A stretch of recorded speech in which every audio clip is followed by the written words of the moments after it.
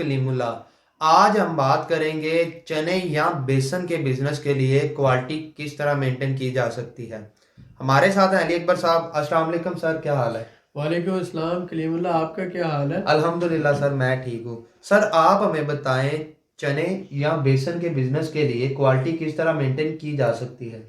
जी कलीमुल्लाह, आज ये जो टॉपिक है बहुत अहम है। जी सर। जब भी हम कोई बिज़नेस करना चाहते हैं तो बिज़नेस में आपकी जो रेपुटेशन या इमेज होता है वो इस चीज़ पे डिपेंड करता है कि आप जो क्वालिटी दे रहे हैं मार्केट में वो कैसी है। जी सर, ऐसा ही है। तो बेसन का बिज़नेस जो है वो तो स्पेशली इसमें बहुत ज़्यादा अहम है।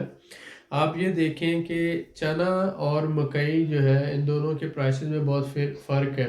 जी और सर। बहुत से लोग क्या करते हैं कि वो मकई की पिसाई करके वो इसके अंदर मिक्सिंग कर देते हैं चने के अंदर। ठीक है, तो वो बेसन जो है उसकी क्वालिटी वो मेंटेन नहीं कर पाते। अब ये होता है कि आजकल कस्टमर जो है बहुत क्वालिटी सेंसिटिव है। जी सर। अगर आप देखते हैं कि मार्केट में सप्लाई आप दे रहे हैं, तो अगर आप प्योर प्रोडक्ट की सप्लाई नहीं दे रहे तो आपका बिजनेस जाते जाते वो स्लो होता जाएगा और बिजनेस वॉल्यूम कम होता जाएगा। जी सर, ऐसा ही है। तो बिजनेस जब आप करना चाहते हैं, तिजारत करना चाहते हैं, तो इसमें आप सबसे पहले ये बात जहन नशीं कर लें कि दुनिया का कोई भी ऐसा बिजनेस जिसमें आप ईमानदारी का हिस्सा नहीं रखेंगे या ईमानदारी जो है रोल प्ले नहीं करेगी, वो बिजनेस कभी कामयाब नहीं हो सकता। जो आप देखते हैं क्रिश्चियन लोग हैं या जो ईसाई हैं और उसके साथ साथ फिर अल्लाह को नहीं मानने वाले मुसलमान भी नहीं हैं, वो भी जो कमिट करते हैं वो क्वालिटी देते हैं। हम बाहर के मुल्कों की, यूरोप की बात करते हैं, यूके कनाडा की बात करते हैं, अमेरिका की बात करते हैं, या हम यहीं पे बात ले आते हैं टर्की या अज़रबैजान की। तो आप ये देख लें कि यहाँ पर जो दूध मिलता है वो पाकिस्तान की निस्बत ज़्यादा गाढ़ा होता है और 100% प्योर होता है। और जैसा दही यहाँ पे मिलता है पाकिस्तान में भी नहीं मिलता। और जूसेस जो मिलते हैं वो बिल्कुल प्योर और गाढ़े होते हैं। तो हत्ता कि जो कोका कोला है या पेप्सी है वो भी यहाँ पर बिल्कुल खालिस मिलती है। तो जो आप मेडिसन लेते हैं वो भी प्योर मिलती है। हमारे यहाँ सबसे बड़ा इशू ये आ जाता है क्वालिटी का। क्वालिटी को जो मेंटेन करने वाले अदारे हैं उनकी तो एक जिम्मेदारी है ही, लेकिन हमारे ऊपर उनसे पहले जिम्मेदारी होती है कि अगर हम बिजनेसमैन हैं और हम बिजनेस करना चाहते हैं तो हमें ये पता है कि हमें हलाल की कमाई करनी है। अगर आपको हलाल की कमाई करनी है और अपनी मेहनत से आगे बढ़ना है तो आप इस बात पे यकीन रखें कि ईमानदारी का रोल जो है वो बहुत अहम है बिजनेस के अंदर, मार्केट इमेज के लिए और साथ ही साथ है आपकी हलाल कमाई के लिए। तो अगर आप मार्केट में एक अच्छी क्वालिटी दे सकते हैं और मेहनत से काम करते हैं तो कुछ ही अरसे में आप अपना नाम बना लेंगे। और बहुत से ऐसे लोग होते हैं जो सिर्फ आपके साथ काम करने को तरजीह देंगे और उन्हें पता है कि आप जो सप्लाई देंगे, आप जो कमिटमेंट करते हैं, आप वही देते हैं। अब इसमें क्या होता है कि जब आप चने का बिजनेस करते हैं तो चने के बिजनेस में आगे फिर दाल आ जाती है और उसकी नेक्स्ट प्रोसेसिंग के बाद अगर आप उसकी ग्राइंडिंग कर लेते हैं तो वो बेसन बनता है। और बेसन हर जगह इस्तेमाल होता है। आप इसको देख लें कि वो बलियों के अंदर, दही बलियों में इस्तेमाल होता है, भल्ले बनाने में इस्तेमाल होता है, पकौड़े बनाने में इस्तेमाल होता है और मुख्तलिफ चिकन पीसेस फ्राई करने में उसका इस्तेमाल होता है घरों के अंदर। तो आपका खाना जब तक टेस्टी नहीं होगा उस वक्त तक कस्टमर जो है, मतलब जो कमर्शियल लेवल पे काम करने वाले लोग हैं, उनके लिए वो टेस्ट अहम होता है। और वो टेस्ट लाने के लिए वो फिर चक्कियों से बेसन लेते हैं। अगर उन्हें पता हो कि आपका जो ब्रांड है, आप जो बेसन सप्लाई कर रहे हैं वो प्योर बेसन है, आप क्वालिटी पे जो कमिटमेंट करते हैं वो आप पूरी करते हैं और जो आपकी क्वालिटी है वो सबसे अच्छी है, तो डेफिनेटली आपका ब्रांड सक्सेसफुल होगा। तो इसमें ये है कि आप जब बाइंग करते हैं चने की तो एक अच्छे, आप पहले तो ये सीज़न में बाइंग करें और ग्रोअर से बाइंग करें। जैसे हमने बताया कि बक्कर है, लैया है और ये जो फैसलाबाद के कुछ एरियाज़ हैं, ये एरियाज़ मेन जो है इसके अंदर आ जाते हैं। नूरपुर थल है, थल का एरिया है, लैये का, और खुशाब है और बक्कर है। ये जो चने के हवाले से, दाल के हवाले से और बेसन के बिजनेस के हवाले से जो लोग काम करना चाहते हैं वो इन एरिया से अपने बाइंग कर सकते हैं। जब आप बाइंग का प्रोसेस मुकम्मल करते हैं, सीज़न के अंदर बाइंग करें और उसके बाद आप उसकी स्टोरेज करें। स्टोरेज करने के बाद फिर जब आप बेसन बनाने के लिए, पसाई के लिए अच्छी किसी भी चक्कियों से आप उसकी पसाई करवा सकते हैं। पसाई करवाने के बाद आपने उसको डबल पॉली बैग के अंदर पैक करना है, ताकि नमी जो है उसको इफ़ेक्ट ना कर सके और उसमें बारिश या हवा के अंदर जो नमी होती है, एवापोरेशन होती है या वेपर्स होते हैं या नमी है या ह्यूमिडिटी है, वो इसको इफ़ेक्ट ना कर सके, तो वो उसकी क्वालिटी जो है वो मेंटेन रहेगी। अब आगे डिमांड आती है कि बहुत से जो ग्रोसरी स्टोर्स हैं परचून के या दूसरे लोग हैं, वो आपसे 1 kg पैकिंग की डिमांड कर सकते हैं, 2 kg पैकिंग की डिमांड कर सकते हैं, हाफ kg की डिमांड कर सकते हैं। जो डिमांड है उस हिसाब से आप उसकी पैकिंग जो है वो करके उनको सप्लाई दे सकते हैं, क्योंकि आजकल गवर्नमेंट ने खुला चीज़ें बेचने में पाबंदी लगाई है। तो ये एक बहुत अच्छा मौका है कि आप अपना एक ब्रांड इंट्रोड्यूस करवाएं, अपने नाम से, ब्रांड नाम से पैकिंग करके आप मार्केट में सप्लाई दें। उसमें ये होगा कि लोगों को पता चलेगा कि आपका जो ब्रांड है, आप बिल्कुल प्योर माल दे रहे हैं, आपके माल में कोई मिलावट नहीं होती। तो इसमें बहुत से लोग ऐसा करते हैं कि वो मतलब मकाई मकई जो है, कॉर्न जिसे हम कहते हैं, उसका आटा मिक्स करके बेसन में वो बेच रहे हैं। लोगों से तो वो छुपा सकते हैं, लेकिन अल्लाह ताला की ज़ात से तो कोई नहीं छुपा सकता। और उससे पहले आप ये कि आपके अपने दिल को तो पता है। तो मेरे भाई, हर इंसान के अंदर एक ऐसा तराजू लगा हुआ है, एक ऐसा सेल्फ असेसमेंट है कि उसको अच्छाई और बुराई का काम करने से पहले ही पता होता है। जब वो कोई काम किसी से छुपा कर रहा है, तो उसका मतलब ये है कि उसे खुद ही अंदाज़ा है कि ये काम बुरा काम है।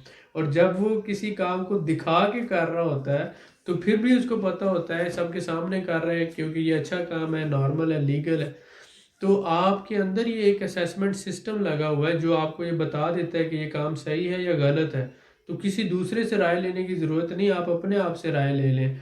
और फिर ये बात ज़हन में रखें कि ये जो पैसा आप कमाएंगे, अगर हलाल का पैसा है तो इसके साथ हज भी जायज़ है, इसके साथ ज़कात भी जायज़ है, इसके साथ जो आप अल्लाह के राह पे काम कर रहे हैं वो भी जायज़ है, और इसका ख़र्चा अपने बच्चों के ऊपर या अपनी बीवी या अपने ख़ानदान के ऊपर वो भी आपको सवाब ही मिलेगा, क्योंकि हलाल का रिज़्क आप कमा के खर्च कर रहे हैं।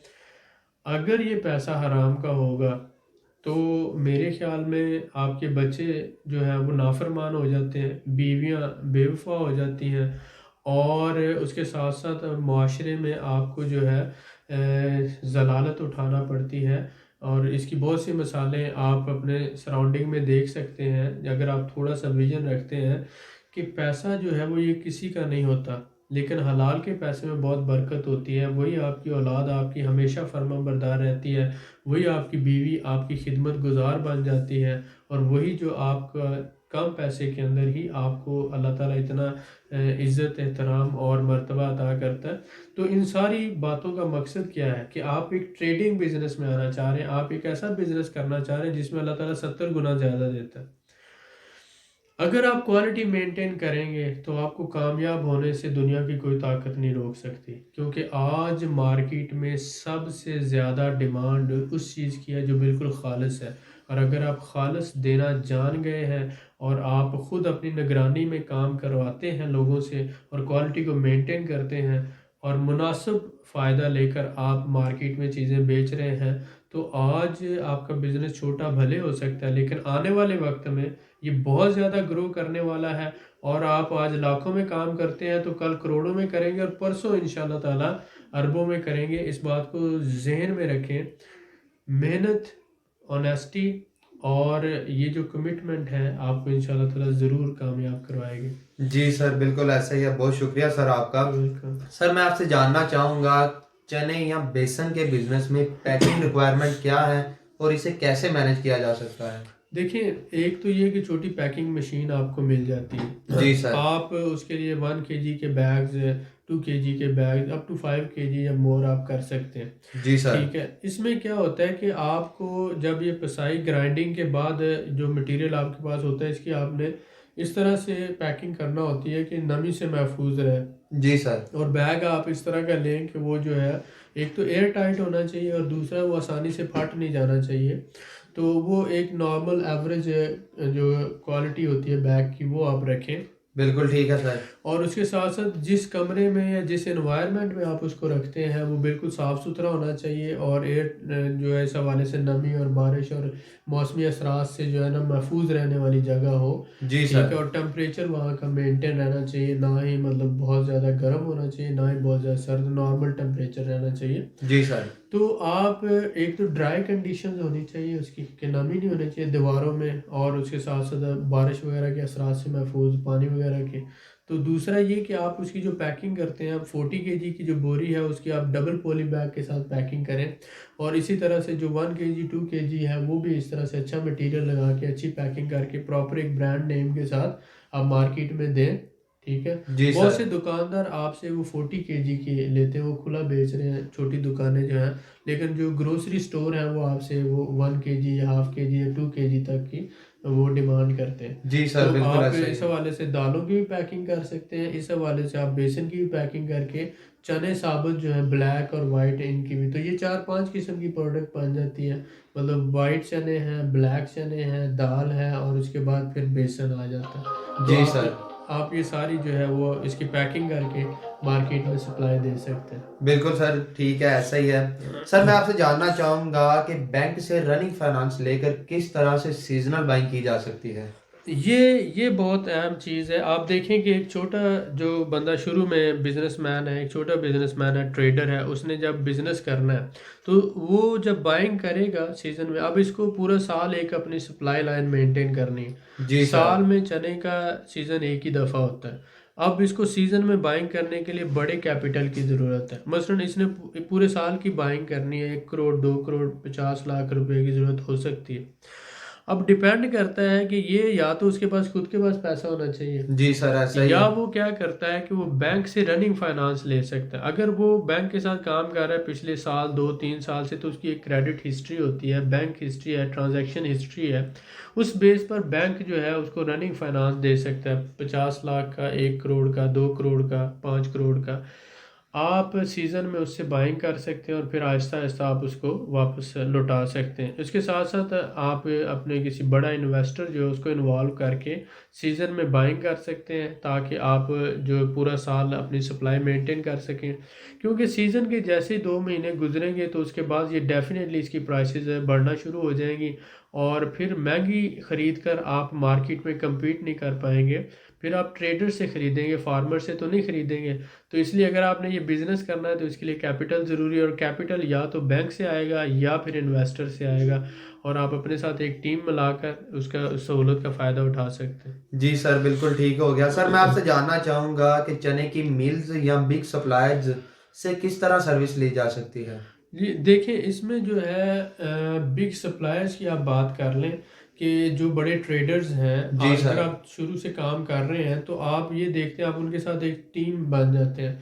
तो वो कुछ एरियाज़ में काम कर रहे हैं, आप दूसरे एरियाज़ में काम करते हैं, और आप उनसे कहते हैं कि भाई मुझे हर महीने इतनी सप्लाई मेंटेन करनी है। जी सर। तो वो 5 लाख, 10 लाख, 20 लाख की जितनी भी सप्लाई आपकी हर महीने जाती है, आप उनसे एक जॉइंट वेंचर करके उनके साथ एक टीम बनाकर काम कर सकते हैं। अपने प्रॉफिट का कुछ हिस्सा उनके साथ आपको शेयर करना पड़ेगा, जी सर, बिल्कुल ताकि ठीक है। वो आपको सप्लाई देते रहें, और आप आगे से जो है उसको अपने कस्टमर को वो सप्लाई मेंटेन करके एक अच्छा मुनाफे पे आप काम कर सकें। जी सर, बिल्कुल ऐसा ही है सर। बहुत शुक्रिया सर यू आपका। वेलकम। मज़ीद मालूमात के लिए हमारे चैनल को सब्सक्राइब करें, वीडियो को लाइक करें और शेयर करें। बेल आइकन को ज़रूर प्रेस करें ताकि हमारी अगली वीडियो आपको मिल सके। अल्लाह